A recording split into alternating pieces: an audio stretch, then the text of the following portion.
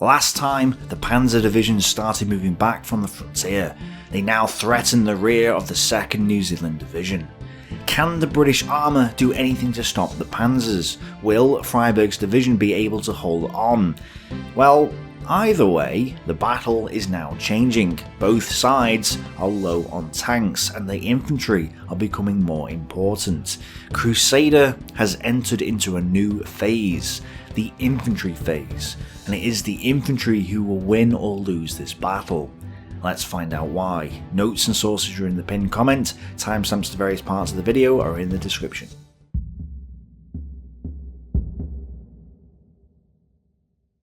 The armoured cars of the King's Dragoon Guards reported an enemy column, which was actually 15th Panzer Division, approaching the area west of Qasr El Arid. It was now a race against time.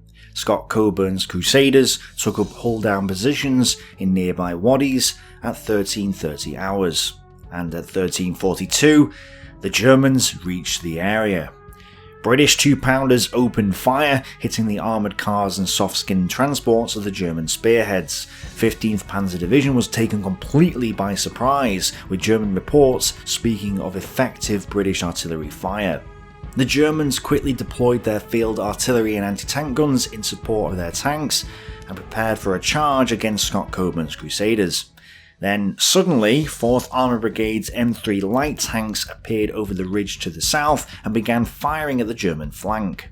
A confusing tank battle followed. Despite the weather, even the RAF and the South African Air Force got in on the action, smashing up the German transports. By this time, 115th Schutzen Regiment had decided to follow in Kramer's footsteps and was now under fire by the enemy air force. As this battle raged on, 5th Panzer Regiment and Kampfgruppe Weckmar were busy filling up with captured British petrol. In the morning, they had received 2 sets of orders.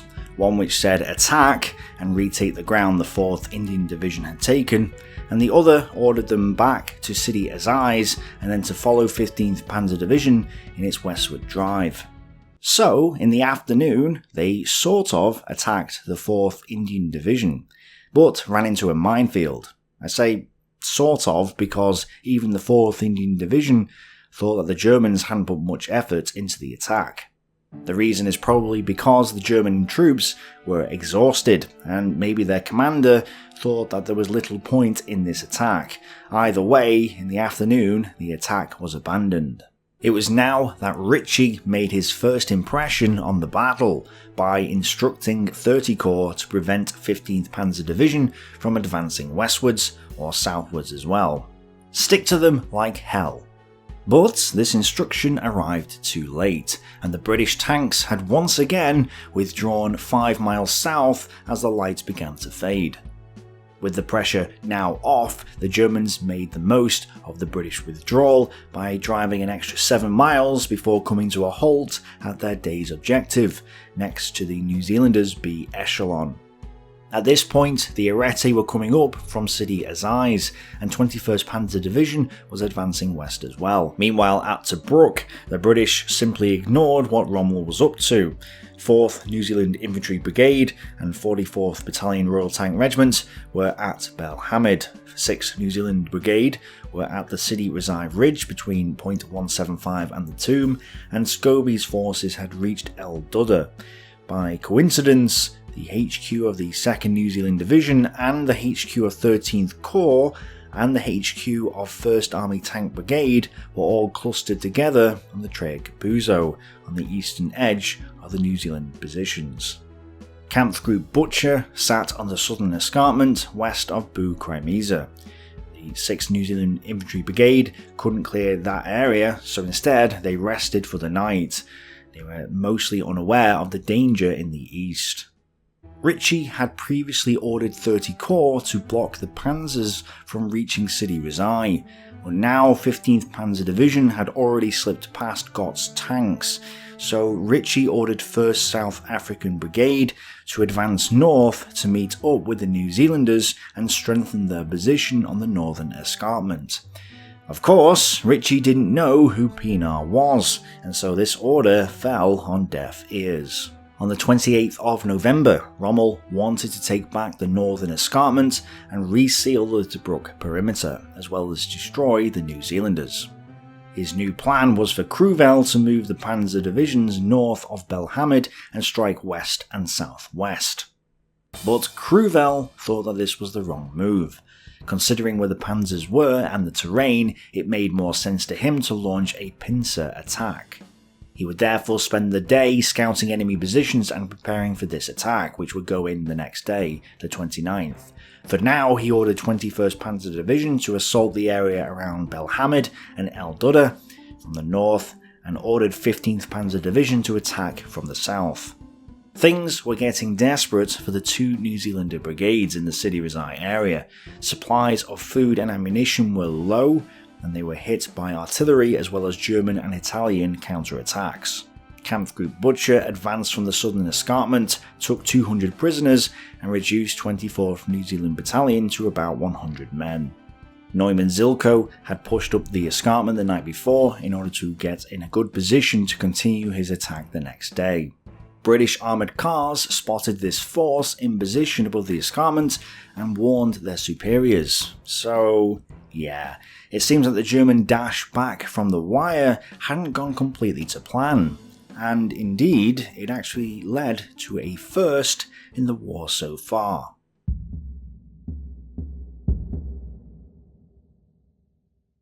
It was a lovely ride across the desert for von Ravenstein. That was until he drove straight into the 21st New Zealand Battalion on .175 at 0800 hours and was taken prisoner. He had been heading straight for the Belhamid and El Duda area, wasn't with his troops, and thought that the position was in German hands. But it wasn't, and von Ravenstein became the first German general to be captured by anyone in the war. Butcher was given temporary command of 21st Panzer Division. In place of Butcher, Oberst Mikkel takes command of the artillery group, which we'll now call Kampfgruppe Mikkel. 15th Panzer Division, which still had 43 tanks at this point, then moved along the escarpment towards Sidi Rezai airfield. On the way, it drove through a group of New Zealand dressing stations, which were in a wadi to the east of .175.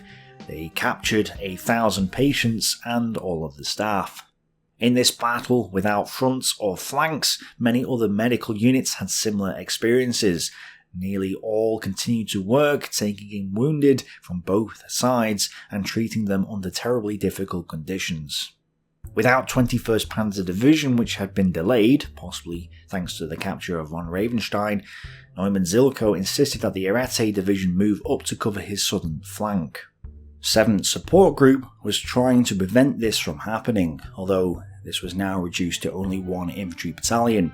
It was also down to only 33 25-pounders instead of the 52 they were supposed to have had. On top of preventing the Ariete from moving to support the Germans, some elements of the support group even attacked the tail end of the 15th Panzer Division towards the end of the day. At about 14:30 hours, Norrie ordered Brigadier Pienaar to move north from Tieb El Essem to the area between .175 and Sidi Rezai. The idea was for them to join up with the 6th New Zealand Brigade. To help with this, the two British Armoured Brigades were ordered to screen Pienaar's South Africans. This was despite the fact that the only unit that could possibly threaten them at the time was the Ariete Division, which was prevented from doing anything by the 7th Support Group's jock columns. So, 1st South African Brigade began to move north. Sort of. It went up, down, left, right, a start, but unlike a certain fast hedgehog, it didn't get very far. By the end of the day, Pienaar had only gone 18 of the 35 kilometres towards his objective. Now, at first glance, none of this makes much sense, and the official British history couldn't make heads nor tails of it. But there was a simple explanation. Pienaar was trying to keep the South Africans out of the fighting. Orders to move them nearer to the battle area seem to have arrived almost invariably either too late or not at all, those ordering a change of direction or suggesting a temporary halt being acted upon with remarkable celerity. And there were also several clashes with hostile forces which have found no mention in German or Italian histories, but which, according to Pienaar's later accounts, further delayed the South Africans' arrival at Sidi Rezai. For safety, the headquarters of 30 Corps and the rear headquarters of the New Zealand Division both moved into the Tobruk perimeter later that night. Freyberg remained outside of the perimeter though, with a small staff. After dark, Brigadier Williamson arrived and decided that he would take the fight back to the Germans the next day. Meanwhile, Rommel had returned to the Panzer Group HQ at El Adam. Here, he made a point of examining the situation maps and reports which Westphal had used to form his decision to order von Ravenstein to withdraw. Realising that Westphal had acted correctly, Rommel made no comment, went to lie down for a few hours, and never spoke about the decision again. At 8 PM, Kruvel issued his orders for the next day. Butcher's 21st Panzer Division was to take Belhamid from the east, supported by a bombardment by the Afrika Division. The 15th Panzer Division was to attack El Duda from the southwest, and the Ariete Division was to hold the southern flank. An hour later, at 2100 hours, a message came from Rommel saying there was a change of plans, and that they were actually to prevent the enemy escaping to Tobruk. It seems as though the movement of the HQs into Tobruk was interpreted by the Germans to mean the British and New Zealanders were withdrawing. Kruvel decided that it was too late to alter his orders and ignored Rommel's concerns. Yeah, it's interesting that Kruvel had on a few occasions now disobeyed Rommel's orders. Was this an indication that he wasn't happy with Rommel's performance during this battle, or was this just part and parcel of the German way of taking orders, allowing the subordinate commanders to come to their own interpretations? Well, what may work for the Germans wasn't working for the British. Pienaar also had a unique way of interpreting his orders. Was that an indication that he wasn't happy with the British performance during this battle? Either way, he was now placed under Freyberg's command, and Freyberg wasn't particularly happy that Pienaar hadn't arrived to support his men yet. Just after dawn on the 29th of November, a supply column of 280 trucks, led by Brigadier Clifton, Chief Engineer of 30 Corps, reached the New Zealanders on the eastern end of the New Zealand pocket. They had somehow driven through enemy territory. Clifton brought Freyberg's men food and ammunition at a time when they really needed them. They also delivered 8 armoured cars, 2 anti-tank guns, and 17 M3 light tanks intended for Gatehouse's brigade. Early in the day, 15th Panzer Division began to move westwards. Neumann Zilko passed south of Sidi Rezai and descended the escarpment later in the morning. By noon, they had turned north around Abia El Amar and were now in position and ready to attack El Duda from the west. The 21st Panzer Division, on the other hand, was slow getting to Belhamid, and by dusk had not even reached its start line at Zafran. Meanwhile, the Ariete Division was gradually approaching from the southeast. Seeing this, Norrie ordered Pienaar to move north to get his formation up to point 175, to support the New Zealanders. Such was the priority of helping Freyberg's division that Norrie even gave Pienaar assistance from both British Armoured Brigades, who were ordered to protect 1st South African Infantry Brigade's advance. The Ariete Division ran into both Armoured Brigades and a fight broke out. 4th Armoured Brigade starts the day with 60 tanks, and 22nd Armoured Brigade starts the day with 24 tanks. That's a total of 84 British tanks, versus probably less than 100 Italian tanks at this point. 7th Support Group's Jock columns also harassed the Ariete to the east, so it should have been a pretty even fight. 15th Panzer Division assaulted El Duda at 1400 hours. Lieutenant Colonel Walter O'Carroll commanded the British force at El Duda, which consisted of 1st Essex Battalion, 2nd Company of the 13th Australian Battalion, a company of the 1st Royal Northumberland Fusiliers Battalion, and 26 infantry tanks of O'Carroll's own 4th Battalion Royal Tank Regiment. Gradually, over the next 3.5 hours, the German panzers and panzer grenadiers pushed the infantry back, effectively wiped out 2 companies of 1st Essex Regiment, knocked out all the anti-tank guns, and destroyed 15 tanks. The situation seemed hopeless for the British, but behind O'Carroll's men was a battery of 1st Royal Horse Artillery, as well as supporting fire from the 104th and 107th Artillery Regiments. At 1700 hours, the panzers were surprised by a fresh hail of fire and were halted. As all this was going on, Freyberg's infantry were under pressure at the top of the ridge, so much so that Ritchie was convinced that the 1st South African Infantry Brigade should go north to help the New Zealanders. General Norrie tried to get Pienaar to move, but again he failed. In the early afternoon, one South African armoured car, out of a patrol of 3, managed to reach Freyberg's position. Together they formed a wireless link and sent another order to Pienaar telling him to move up to point 175. Ritchie also ordered Gott to move his 2 brigades north as soon as possible, so Gott ordered an attack to retake point 175, telling both armoured brigades to do everything they could to interfere with the attacks on the 2nd New Zealand Division. 7th Support Group was ordered to help out as well. However, Gott's units found it difficult to disengage the Italians. Despite 70 M3 light tanks facing around 40 M13 tanks at this point, the two sides just stared at each other and fired their artillery until dark, before falling back several miles. This wasn't because of poor tactics or poor organisation. It seems that there was a bigger issue at heart. British morale had collapsed.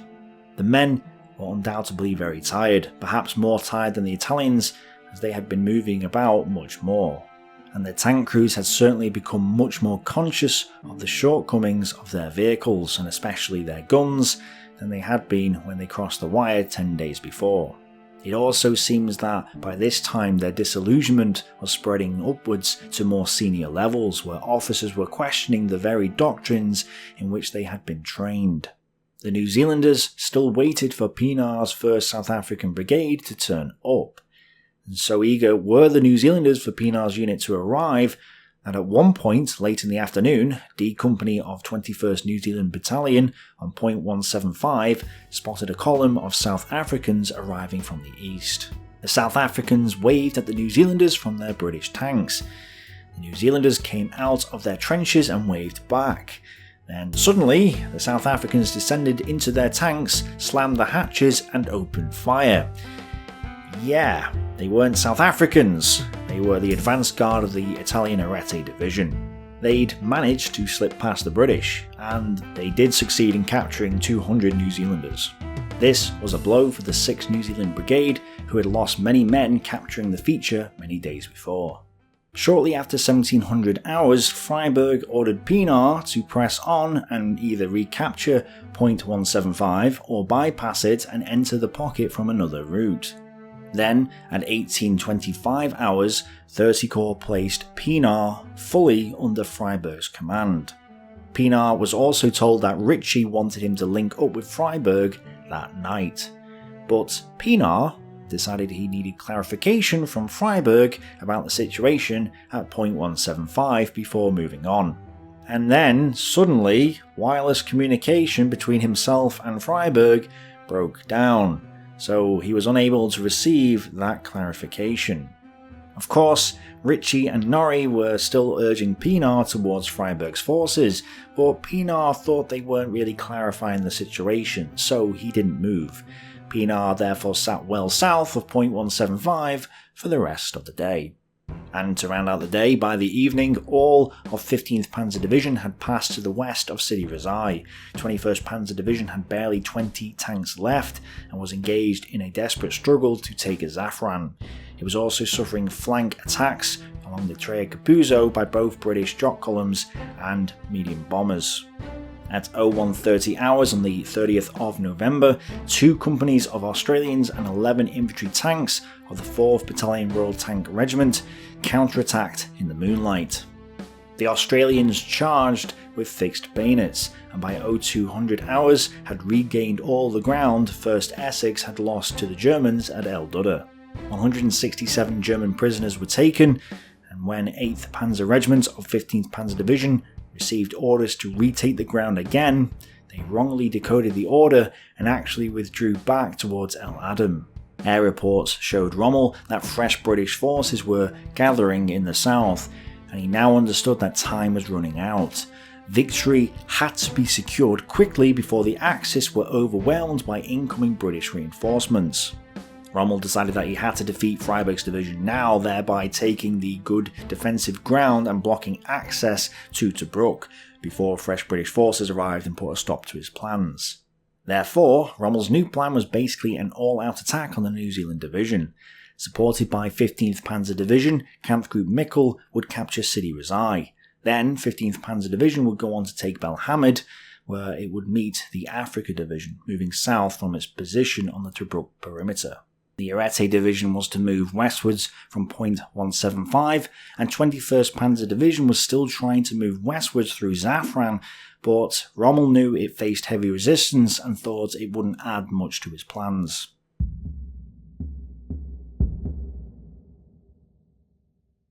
On the 30th, the weather improved, allowing the RAF to hit targets between El Adam and Sidi Rezai. Sadly, despite having air superiority, the British Army units failed to call in air support. It seems that even now, the British hadn't grasped the potential of combined arms warfare. The army still had much to learn about the use of large armoured forces, and especially about the art of combining the various resources on the battlefield. There was room for improvement too, as regards the help that the army and air force could give one another. But the army faced more immediate problems. Scott Coburn handed over the remaining 25 cruisers of 22nd Armoured Brigade to Gatehouse and retired his brigade from the field. This was another blow to the British, as Gott now had just one composite brigade of 120 tanks instead of the 3 brigades he had had 11 days before. But on the flip side, there was more infantry in the area than before, except for Pienaar's brigade, which doesn't really count at this point. Sadly, Gott hadn't realised what Pienaar was up to yet, and ordered Gatehouse once again to protect the 1st South African Brigade in its move north. Or perhaps Gott did know. The benefit of ordering Gatehouse to protect Pienaar's troops was that it would allow his men to avoid battle and have them rest, since Pienaar wasn't doing much, so maybe Gott took advantage of the opportunity. Well, it's hard to know, but despite this order, the British still knocked out about 16 Italian tanks from the Ariete Division and damaged 3 more, for no tank losses to the British. Of course, Point 175 was still in Italian hands and contact was not made with the New Zealanders. After some explicit orders, Pienaar did send 1 infantry battalion and some artillery to engage Point 178, but after coming across Kampfgruppe Mikkel, these fell back in the mid-afternoon to the safety of the rest of the brigade. Norrie, however, was being proactive. He took this opportunity to visit Pienaar in person. They had a nice chat, and Norrie decided that the best thing was for the South Africans to follow him, and he would personally lead them to the battlefield. Norrie wanted to take them to a point overlooking the Tre Capuzzo, and then they could approach Point 175 from the east along the escarpment. Great, so you'd think there was no way that Pienaar could get around this one, right? Well, by noon, having agreed the line of march, Norrie set off. He led the South Africans with his 3 armoured cars behind them, but after a short while, he suddenly found himself alone. The South Africans had trailed behind and then stopped. Norrie therefore got on his radio and sent some pretty harsh words back to Pienaar. None of this was any comfort to the New Zealanders. At 1400 hours, Kampfgruppe Mikkel's heavy artillery pounded the remnants of 6th New Zealand Brigade, and at 1500 hours, the Panzers and Panzer Grenadiers made their move. The exhausted and already depleted 24th and 26th Battalions of 6th New Zealand Brigade at Sidi Rezai took the brunt of the attack. 51 Panzers rolled from the west against 24th Battalion, and another attack came in from the southwest against 26th Battalion. On top of these overwhelming odds, the sun was in the New Zealanders' eyes, limiting visibility, giving further advantage to the Germans. 25th Battalion tried to intervene, but another attack from the south prevented it from moving. They held on for 4 hours, slowly losing ground, but most resistance collapsed at dusk. 24th Battalion was overrun, as were the A and C companies, or half of 26th Battalion. Over 600 men were captured by the Germans, as well as several guns.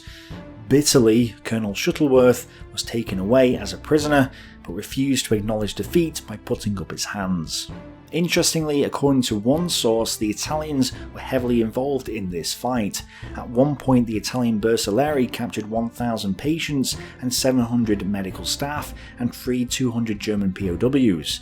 But, according to this source, the official New Zealander history implies that this was done by the Germans, even though it was the Italians.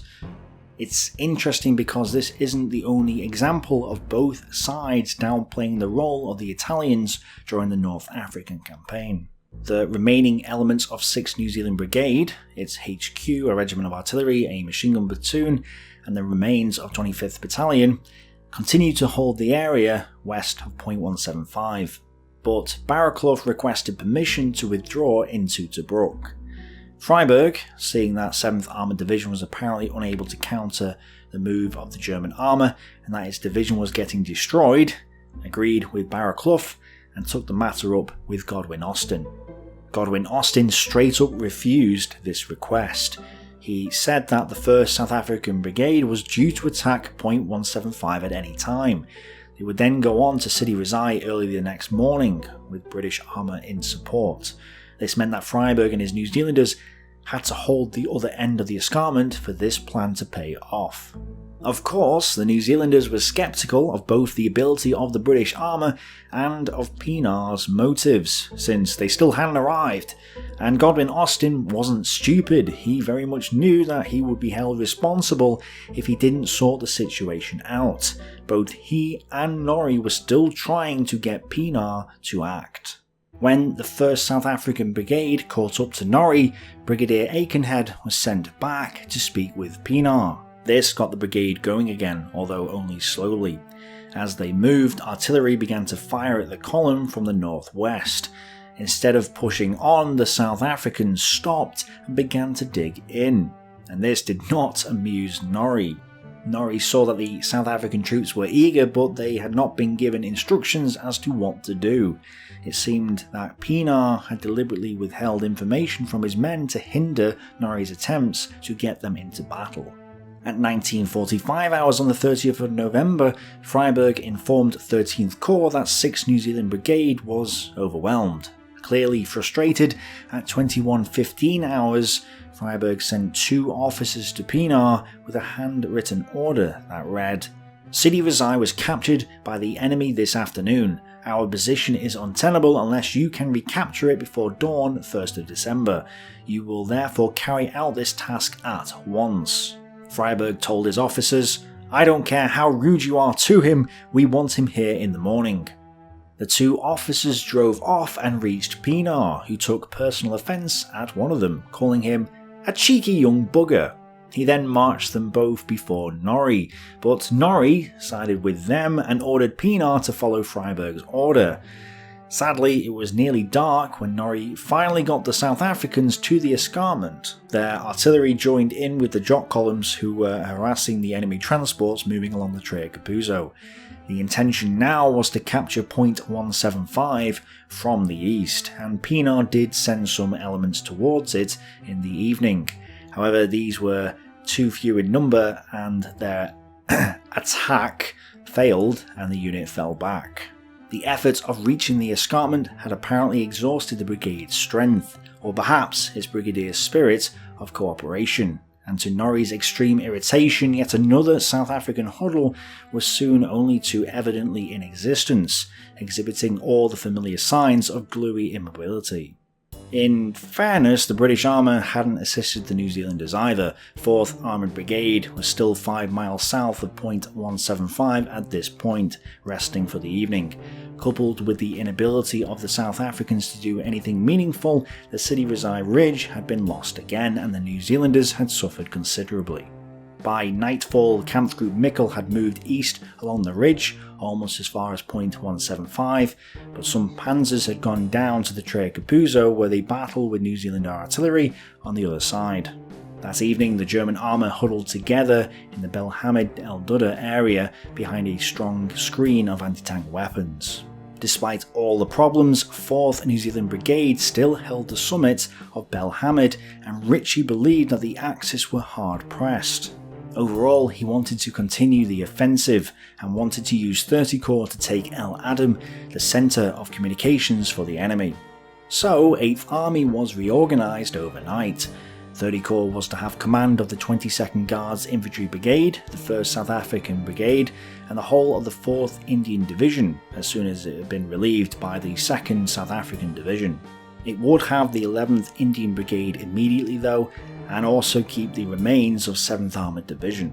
Ritchie ordered 13th Corps to hold on to its current positions, but left Godwin Austen free to withdraw into the Tobruk perimeter if he thought it was necessary. 2nd South African Division was to surround Axis positions at the frontier and was given the 5th New Zealand Infantry Brigade for this task.